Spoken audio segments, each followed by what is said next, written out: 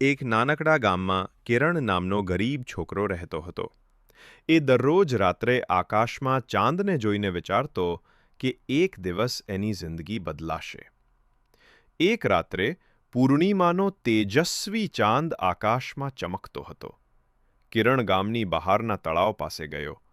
અચાનક ચાંદની કિરણો પાણી પર પડતા જ તળાવ ચમકવા લાગ્યો અને ત્યાંથી એક ચમત્કાર થયો. પાણીમાંથી એક ચાંદની દેવી બહાર આવી. એ સફેદ વસ્ત્રોમાં ચમકતા વાળ સાથે દિવ્ય પ્રકાશમાં તરબતર દેખાતી હતી. દેવીએ કિરણને કહ્યું, કિરણ, તું દિલથી સચ્ચો છે. હું તને એક ભેટ આપું છું. દેવીએ એને એક જાદુઈ દીવો આપ્યો.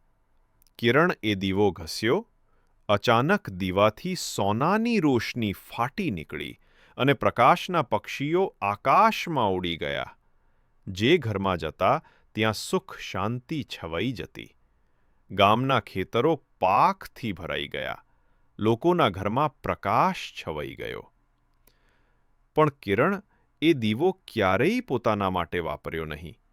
એ હંમેશા ગામવાળાઓના સુખ માટે જ દીવો વાપરતો. થોડી વારમાં ચાંદની દેવી ફરી આવી. એણે સ્મિત સાથે કહ્યું, કિરણ, તું બીજાનું સુખ જ જોયું છે. તું સાચો ચાંદ છે આ ગામનો. દેવીએ એને આશીર્વાદ આપ્યો. કિરણનું જીવન ચમકી ઉઠ્યું અને આખું ગામ ખુશીથી ભરાઈ ગયું.